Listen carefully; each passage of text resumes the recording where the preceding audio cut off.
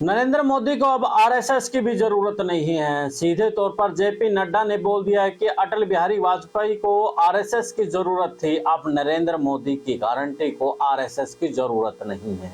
सीधे तौर पर देखा जाए तो जो बीजेपी के नेता है वो नेता नरेंद्र मोदी को कभी विष्णु का अवतार बताते हैं, कभी कल्कि का अवतार बताते हैं। तो अब नरेंद्र मोदी में इस कदर घमंड हो चला है कि वो खुद को ही भगवान का अवतार उन्होंने एक इंटरव्यू के दौरान कह दिया है। यानी कि अब सर चढ़कर उसके अहम बोलना शुरू हो गया है, तभी तो वो आरएसएस को दरकिनार करके आगे बढ़ने की कोशिश में चल दिए हैं। तो आरएसएस से दूरी क्या 2024 की वो नैया पार करवा देगी या फिर नहीं, इसी पर करेंगे चर्चा से पहले आप भी कमेंट्स बॉक्स में अपनी राय दीजिए कि क्या आरएसएस के बिना नरेंद्र मोदी आगे बढ़ सकते हैं या फिर नहीं। कमेंट में अपनी राय के साथ में चैनल को फॉलो शेयर और सब्सक्राइब भी कर ले। सभी को नमस्कार, राम राम। मैं कुलदीप खंडेलवाल, दावी सप्रेम न्यूज और हरियाणा न्यूज फ्लैश से। 2014 के चुनाव में भाजपा आती है तो सीधे तौर पर आरएसएस की मेहनत की वजह से आती है, क्योंकि आरएसएस का जो संगठन है उसकी जो ब्रांच हैं, शाखाएं हैं, वो ग्रामीण इलाकों तक पहुंची हुई है।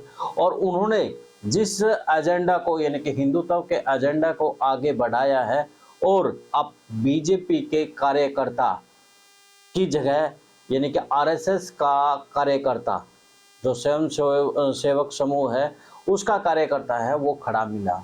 और तभी तो भाजपा 2014 और 2019 की सरकार प्रचंड बहुमत के साथ आती है। लेकिन 2024 के चुनाव में अब एक तरफ मोहन भागवत कांग्रेस की प्रशंसा करते नजर आते हैं, तो दूसरी तरफ जेपी नड्डा कहते नजर आते हैं कि अब हमें आरएसएस की जरूरत नहीं है।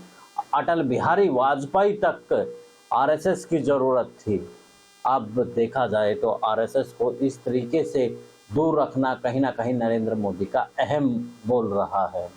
पिछले दिनों जिस प्रकार से संबित पात्रा ने जगन्नाथ को ही चेला बता दिया, तो इसके अलावा पहले भी नेताओं ने विष्णु का अवतार बता दिया।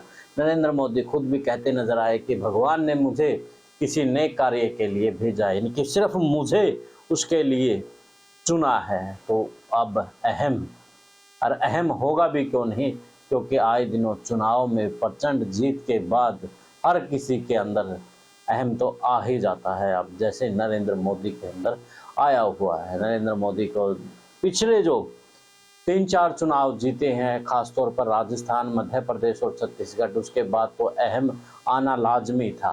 तो अब 2024 के चुनाव में कहीं ना कहीं आरएसएस के जो कार्यकर्ता है उनको यह बात तो आखिरी है कि हम लोग दिन रात एक करके चुनाव पार्टी को जितवाने के लिए कोशिश कर रहे हैं। हर बूथ लेवल पर अपना कार्यकर्ता को साथ खड़ा करके भाजपा को आगे बढ़ा रहे हैं। तो दूसरा इस मामले पर सोशल मीडिया पर दूसरा विपक्ष भी इसमें नजर आया कि जो आरएसएस जमीनी स्तर पर काम करती थी, बस और रेल में धक्के खा करके वो अपने एजेंडा के ऊपर काम करती थी, अब नरेंद्र मोदी के 10